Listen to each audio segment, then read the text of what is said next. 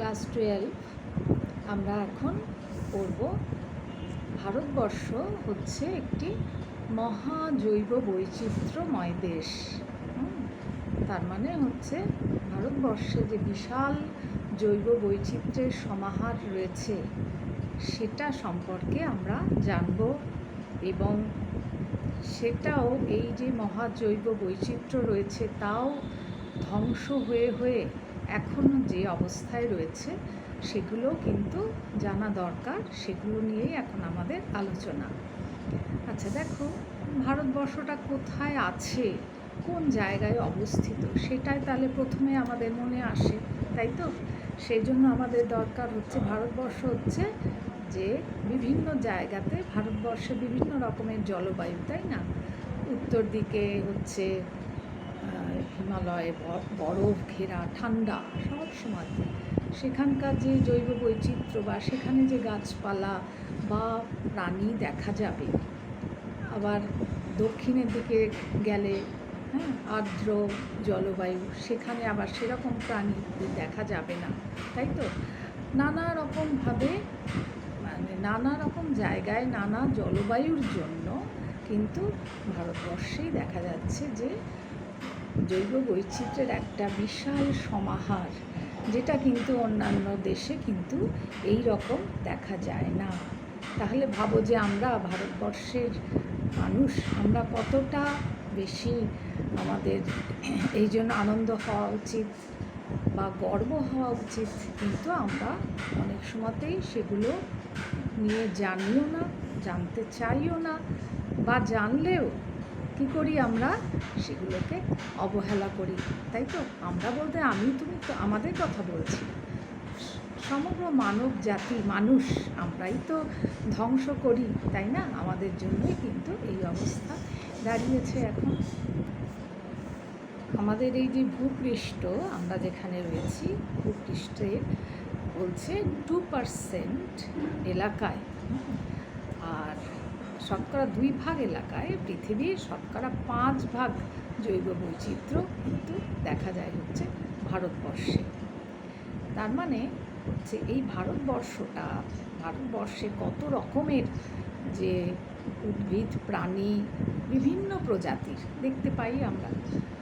এখানে কিন্তু তোমাদের একটু বলছি, এই অংশতে আমরা যেটা আলোচনা করছি অবশ্যই এটা একটি 8 নম্বরের বড় প্রশ্ন যেটা হবে, তো তার জন্য তোমাদের কিন্তু একটু মনে রাখার দরকার আছে। একটু মনে রাখতে হবে, যেমন যে কত প্রজাতির উদ্ভিদ আমরা পাচ্ছি এখানে, বিভিন্ন প্রজাতি 45,000 45,000 এই সংখ্যাটা। আবার ধরো তার মধ্যে কতটা সপুষ্পক বা যাতে ফুল হয় সেটার পরিমাণ হচ্ছে 15,000, আর তার মধ্যে বিভিন্ন রকমের ফুল গাছ আছে। এইগুলো তোমাদের কিন্তু একটু এইগুলো, কারণ এগুলো তো নানা রকমের ডেটা নেওয়া হয়েছে, তো এগুলো কিন্তু সঠিক যে সংখ্যাটা তোমাদের কিন্তু জানতে হবে। যেমন ভারতের শতকরা 18 ভাগ উদ্ভিদ কিন্তু জন্মায় হচ্ছে মানে এই ভারতেরই নিজস্ব 18 ভাগ উদ্ভিদ, যেগুলো কিন্তু পৃথিবীর অন্য কোথাও পাওয়া যায় না। এরকম বৈচিত্র্য রয়েছে, ঠিক আছে? আবার একটা যদি স্টাডি যেটা হয়েছে, যে পরীক্ষা হয়েছে, সেটাও যদি দেখা হয় তাহলে দেখতে পাওয়া যাবে যে ভারতবর্ষে স্তন্যপায়ী প্রাণীর সংখ্যা কতটা, মানে প্রজাতির সংখ্যা কতটা, 372, এই সংখ্যাটা তোমাকে মনে রাখতে হবে। আর সারা বিশ্বে সেটা কততম স্থানে, সেটা হচ্ছে 8ম স্থানে। তাহলে এইভাবে কিন্তু তোমাদের একটু অভ্যাস করতে হবে, নয়তো তোমরা, কারণ এখানে যেরকম এই বললাম যে বড় প্রশ্নর জন্য তো এটা তৈরি করতেই হবে, আবার ছোট প্রশ্ন যেমন যেগুলো হচ্ছে তোমার শর্ট কোয়েশ্চেন, এমসিকিউ, এসএকিউ, তার জন্য কিন্তু এগুলো এইভাবে তৈরি করতে হবে। দেখবে বিভিন্ন বইতে, তোমাদের কাছে যে বই আছে তাতেই পাবে, চার্ট দেওয়া রয়েছে, বক্স করে দেওয়া আছে, টেবিল যাকে বলে, পাখির সংখ্যা কত, সরীসৃপের সংখ্যা কত, উভচরের সংখ্যা কত, হ্যাঁ, এইরকমভাবে। বা ধরো তোমার গুপ্তবীজী উদ্ভিদের সংখ্যা, গুপ্তবীজী ব্যক্তবীজী নিশ্চয়ই জানো, মানে আবৃত বীজ যেগুলো, সেই উদ্ভিদের সংখ্যা কত, এই রকম। এরপরে হচ্ছে আবার যে চাষ করা হয়, এই রকম সারা বিশ্বে যে চাষ করা হয় সেরকম 8টি, হ্যাঁ, 8টি উৎসের কেন্দ্র হচ্ছে আমাদের কিন্তু ভারতবর্ষ। চাষবাস যেগুলো করা হয় 8 রকম। তারপরে তোমার খাদ্যশস্য, 51 প্রজাতির খাদ্যশস্য, 51, সংখ্যাটা ভাবো কত রকম। তারপরে কতগুলো ফল প্রজাতি, তারপরে কতগুলো মশলা। হয়তো হতে পারে যে এখন আরও কিছু বর্তমানে আরও আবিষ্কার হয়েছে, চেঞ্জ হয়েছে, কিন্তু দেখো, যেহেতু হায়ার সেকেন্ডারির সিলেবাস অনুযায়ী যে বই লেখা হয় তার সংখ্যাটাকেই গুরুত্ব দেওয়া হবে। তুমি যদি অন্য রকমভাবে লেখো হয়তো তার উত্তরটা গ্রাহ্য নাও হতে পারে, তাই তো? সুতরাং তোমাকে কিন্তু এগুলো জানতে হবে, পড়তে হবে। যেমন মেঘালয় রাজ্যে একটা জায়গা, তুরা বলে একটা জায়গা, সেখানে একটা লেবু, এক জাতীয় লেবু পাওয়া যায়। সেই লেবুটার নাম হচ্ছে সিট্রাস ইন্ডিকা। সেই লেবুটা কিন্তু হচ্ছে অনেক আদিম, অনেক পুরনো, অনেক দিন আগে কিন্তু এই লেবুকে পাওয়া যেত। তাহলে এখনও পর্যন্ত তার অস্তিত্ব রয়েছে। আর এগুলো তো ধরো উদ্ভিদ সম্পর্কে তো বলা হলো, ভারতবর্ষের যে উদ্ভিদ জগৎ, তার প্রজাতি কত রকমের আছে, প্রাণী প্রজাতিও দেখো কত রকমের। সারা বিশ্বের সমগ্র প্রাণী সম্পদ, মানে সারা বিশ্বে যত প্রাণী সম্পদ আছে তার তোমার 6.4%ই কিন্তু আছে ভারতবর্ষে। ভাবা যায় এটা, তাই না? কত রকমের মাছ আছে, সংখ্যাটা হচ্ছে 2564, উল্টে গেছে। আচ্ছা, তারপরে হচ্ছে কত রকমের উভচর আছে, 204। এই সংখ্যাগুলো কিন্তু একটু মনে রাখতে হবে, যেরকম ইতিহাসে তোমরা সালগুলো মনে রাখো, তাই না? এখানেও কিন্তু এই সংখ্যাগুলো মনে রাখতে হবে। আর তাছাড়া হচ্ছে অনেক দিন থেকেই বন্য প্রাণীদের পোষ মানিয়ে তাদেরকে বাড়িতে পোষা হতো, তাই তো? সেরকম বিভিন্ন রকমের মুরগি, তারপরে আরও নানা রকমের প্রাণী গৃহপালিত পশু হিসাবে ব্যবহার করা হয়। আর এর মধ্যে তোমার আছে 26 রকম জাতের গবাদি প্রাণী আছে, মানে গরু জাতীয়, যাদেরকে আমরা গৃহপালিত করে পুষছি। 40 রকমের মেষ, 20 রকমের ছাগল, হ্যাঁ, তারপরে 8 রকমের উট। এইগুলো বুঝতেই পারছো, সব তো আর এক জায়গাতে হয় না, ভারতবর্ষের বিভিন্ন জায়গায়। তারপরে 6 রকমের ঘোড়া, অশ্ব যেটা, হ্যাঁ, এগুলো সবই কিন্তু হচ্ছে ভারতবর্ষ, টোটাল ভারতবর্ষের কোথায় কী হতে পারে সেগুলো নিয়ে বলা হচ্ছে। সুতরাং তোমাদের একটু এগুলো কিন্তু বারবার পড়বে, এই সংখ্যাটা একটু মনে রাখার চেষ্টা করবে। হ্যাঁ, অবশ্যই মনে থাকবে, না থাকার কিছু নেই, বারবার দেখলেই কিন্তু এটা মনে পড়বে। আচ্ছা, এবার আমরা আসবো সেই জায়গায় যেখানে যেটা বলা হচ্ছে যে এই যে এখন বললাম না, এখন তো আমাদের এই ভারতবর্ষের এই যে প্রজাতির সংখ্যা তো আরও অনেক ছিল, সেগুলো কী হয়েছে আস্তে আস্তে কিন্তু ধ্বংস হয়ে গেছে, এবং মানুষই সেগুলোকে নষ্ট করে ফেলেছে। আমরাও দেখেছি, আগেই পড়েছি যে জৈব বৈচিত্র্য কীভাবে ধ্বংস হয়েছে, তাই তো? তো এই যে নানা রকমের এখনও পর্যন্ত কিছু বিলুপ্ত প্রজাতি, বিলুপ্ত মানে যাদেরকে আমরা কিন্তু এখন সবসময় দেখতে পাচ্ছি না, যারা খুবই খারাপ অবস্থায় রয়েছে, তাদের সংখ্যা খুবই কম, তাদের চেষ্টা করা হচ্ছে যে আবার করে তাদের সংখ্যা যাতে বাড়ানো যায়, কিভাবে বাড়ানো যায়, নানা বৈজ্ঞানিক পরীক্ষা নিরীক্ষা সেগুলো হচ্ছে।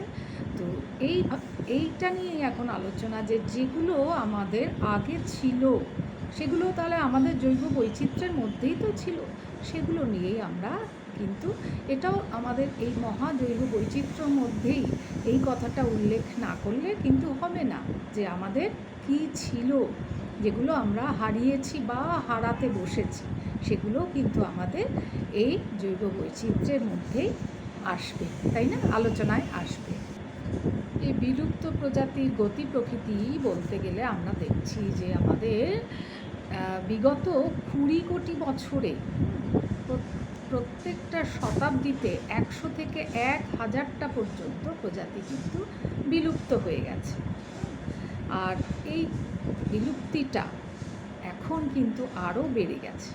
তার কারণ হচ্ছে মানুষের সংখ্যাও অনেক বেড়ে গেছে, তাই তো বিলুপ্তির হার হচ্ছে 1000 থেকে 10,000 গুণ বেড়ে গেছে।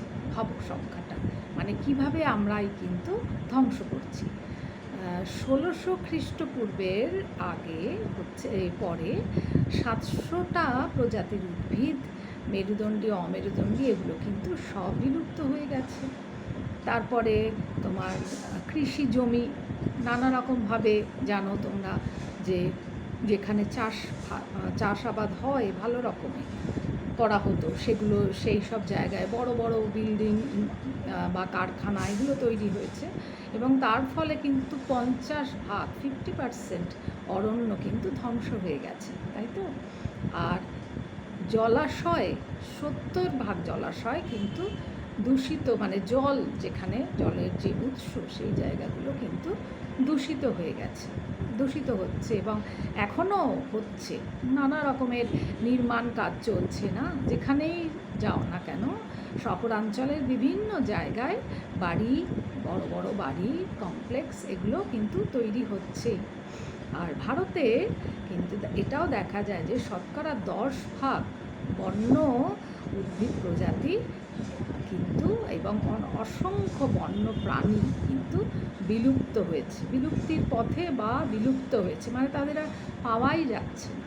হ্যাঁ, উদ্ভিদের মধ্যে তো আমরা দেখছি এরকম তো অনেক আছে, যেরকম যেমন ধরো গ্রামের দিকে যে মানে চাষিরা যে চাষ করেন, হয়তো খুব অল্প সামান্য জমিতে তাদের বহু পুরনো যে ধান রয়েছে, মানে অরিজিনাল যেটা আসল, সেটা প্রকৃত যেটা, সেইটা চাষ হচ্ছে, একটু লালচে মোটা মোটা, সেগুলো কিন্তু আমাদের ভালো লাগে না। আমরা কি করি, খুব ভালো করে তার রঙটা উঠিয়ে, মানে ওই লাল ভাবটা উঠিয়ে, তার মানে কিন্তু অনেক পুষ্টিও বেরিয়ে যাচ্ছে তার সাথে, তাই না। আমাদের কিন্তু সাদা ধপধপে হবে, সেগুলো আমরা চাই, বা প্রচুর পরিমাণে তৈরি হবে ফসল, সেগুলোই আমরা চাই। অল্প খরচা করে বেশি পরিমাণে ফসল হবে, তাতে চাষিদের আয়ও হবে, লাভও হবে। কিন্তু খুব অল্প জায়গাতেও কিন্তু এখনও কিছু দেখা যায় যে পুরনো যে প্রাচীন যে সবজি মানে ফসল রয়েছে, সেটা কিন্তু এখনও কিছু কিছু জায়গায় চাষ হয়। যাই হোক, তো এইভাবে যদি একটা হিসাব রাখা যায়, তাহলে দেখা যাচ্ছে একটা গ্রাফ, বা বলতে পারো একটা হিসাব মতো করে দেখা যাচ্ছে যে ভীষণ দারুণভাবে বিপন্ন যেসব প্রাণী রয়েছে, তাদের মধ্যে তোমার হচ্ছে প্রাণীর সংখ্যা হচ্ছে 18, আর উদ্ভিদের সংখ্যা হচ্ছে 44। হ্যাঁ, এইরকমভাবে তোমরা নিজেরাও এরকম গ্রাফ বানিয়ে নিতে পারো, বা কলাম মতো করে তোমরা নিজেরাও বানিয়ে নিতে পারো। যেমন তোমার এক বিপন্ন, মানে তাদের সংখ্যাটা খুবই কমে যাচ্ছে, কিন্তু তাও কিছুটা রয়েছে। হ্যাঁ, তার সংখ্যা হচ্ছে তোমার প্রাণীদের ক্ষেত্রে 54, আর উদ্ভিদের ক্ষেত্রে 113। প্রাণীদের ক্ষেত্রে হচ্ছে 54, উদ্ভিদ হচ্ছে 113। এইরকমভাবে যেগুলো হচ্ছে খুব খারাপ অবস্থায় রয়েছে, ক্ষয়প্রাপ্ত বা ভালনারেবল যাকে বলা হয়। ক্ষয়প্রাপ্ত মানে খুবই মানে টিম টিম করে অল্প সামান্য একটু রয়েছে আর কি, তার সংখ্যাটাও দিয়ে তোমরা এরকম গ্রাফের মতো সাজিয়ে করতে পারো। বা যেগুলো কম ক্ষতিগ্রস্ত, মানে এখনও অত ক্ষতিগ্রস্ত হয়নি কিন্তু অদূর ভবিষ্যতে তাদের একটা রিস্ক রয়েছে, তারা কিন্তু ক্ষতিগ্রস্ত হতে পারে, তাদের সংখ্যা। আর অনেকটা আছে যে যার মানে সম্পূর্ণ ডেটা এখনো পর্যন্ত কিন্তু পাওয়াই যায়নি, তাই তো? সারা মানে পৃথিবীতে, সমগ্র পৃথিবীতে কিন্তু কতগুলো গুরুত্বপূর্ণ স্থান যেখানে প্রচুর পরিমাণে জৈব বৈচিত্র্য দেখতে পাওয়া যায়, সেই জায়গাগুলোকে বলা হয় হটস্পট। হটস্পট মানে গুরুত্বপূর্ণ যে জায়গা, সেই জায়গাগুলোকে হটস্পট বলে চিহ্নিত করা হচ্ছে। তোমরা কিন্তু এটা মাধ্যমিক দেওয়ার সময় ক্লাস 10-এ এগুলো পড়েছিলে, তাই না? নিশ্চয়ই মনে পড়ছে যে কতগুলো হটস্পট ক্লাস 10-এ কেন, তোমরা ক্লাস 7-এও পড়েছিলে। হটস্পট বা গুরুত্বপূর্ণ স্থান কী কী আছে, যেমন তোমার উত্তর পূর্ব এবং পশ্চিম ঘাট যে পর্বতমালা, সেগুলো তো সেখানে নানা রকমের জৈব বৈচিত্র্যের সমাহার দেখতে পাওয়া যায়। তাহলে আমাদের কী কী হটস্পট, কোথায় কত হটস্পট রয়েছে এবং সেখানে এখন কি অবস্থা, সেগুলো কিন্তু তোমাদের অবশ্যই এই প্রশ্নের উত্তরের সাথে যুক্ত করতে হবে। এই প্রশ্নের উত্তরের মধ্যেই কিন্তু তোমরা সেগুলোর উল্লেখ করবে, তাহলে কিন্তু অবশ্যই, কারণ এটাই হচ্ছে আমাদের জৈব বৈচিত্র্যের যে মহা বৈচিত্র্য, আমরা তো সেই বৈচিত্র্যটাকেই দেখাবো। সেই বৈচিত্র্যের মধ্যে ভারতবর্ষের যে কোথায় কোথায় গুরুত্বপূর্ণ স্থান বা হটস্পট রয়েছে, সেখানকার যে জৈব বৈচিত্র্য এখন কি অবস্থা, সেগুলো কিন্তু এখানে উল্লেখ করতে হবে। যেমন আন্দামান নিকোবর দ্বীপপুঞ্জ, সেগুলোর কথা তোমরা জানো। তারপরে সুন্দরবন অঞ্চলের কথা জানো, পশ্চিমবঙ্গে পড়ছে, দক্ষিণের দিকে। এই সব জায়গার অবস্থা কীরকম, সেগুলো কিন্তু তোমাদেরকে অবশ্যই উল্লেখ করতে হবে। আমিও তোমাদেরকে এগুলো নিয়ে আমি হার্ড কপি অবশ্যই দিয়ে দেবো। এটা তো এখন তো ক্লাসে এগুলো পড়ানোর দেওয়া সম্ভব হচ্ছে না, তো সেই জন্য আমি যতটা চেষ্টা করব আমি কিন্তু তোমাদেরকে এগুলো দিয়ে দেবো। ঠিক আছে?